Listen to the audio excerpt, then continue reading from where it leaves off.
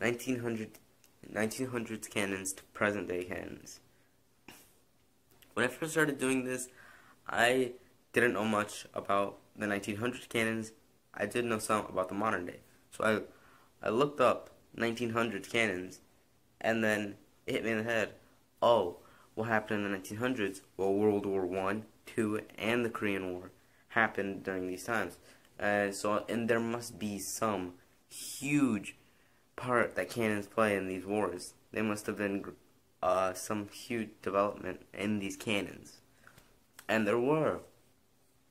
We can first see it in the trench war in World War One, where cannons were able to launch shells in an angular motion down into the trenches, which guns and normal explosives couldn't do.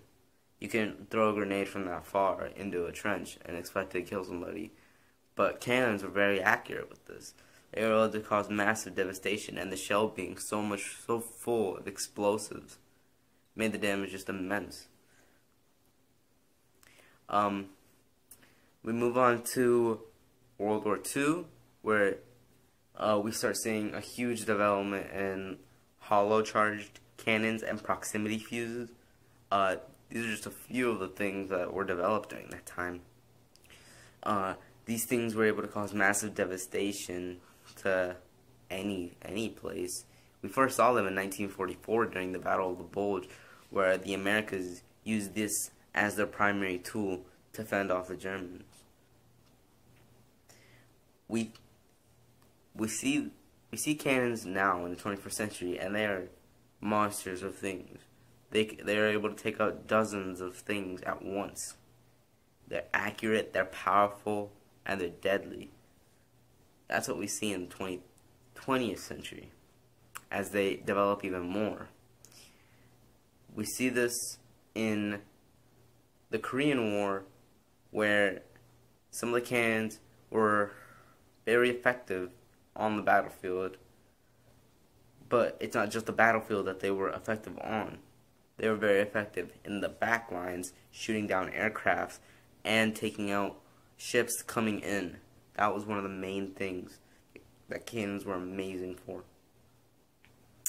We move on to the 21st century, and we see cannons just get a huge spike up in what they are. We see cruise missiles being developed.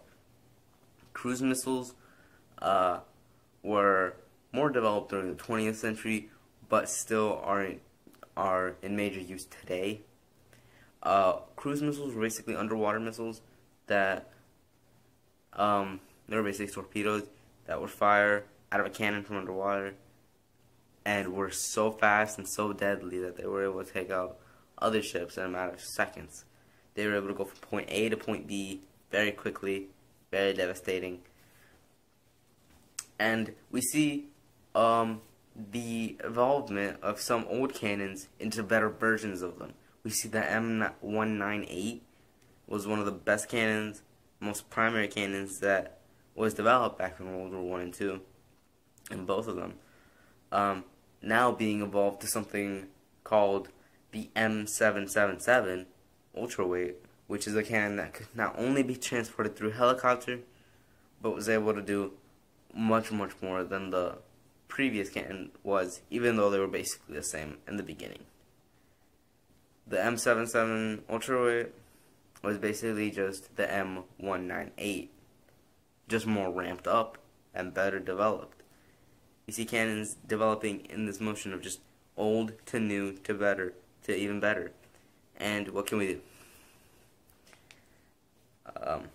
We see in the 21st century as well that all these cannons were, some were American made, but most were foreign made. A lot of the cannons back in World War I and II were developed by the Germans. The Germans developed things such as the Pak 3, the Panzer 3, and the Panther, which were one of the best cannons during that time, very effective in the war. And cruise missiles are developed by Russians. They're Russian developed. So yeah, you stop to wonder are these canons doing more for us or less for us? Are they helping us or hurting us? And arguments can say they're helping us more or they're hurting us more. What I think is that they help us just as much as they hurt us. There's no one or the other. That concludes the 1900s to present day segment of this assignment. Thank you for watching, and see you in the next assignment.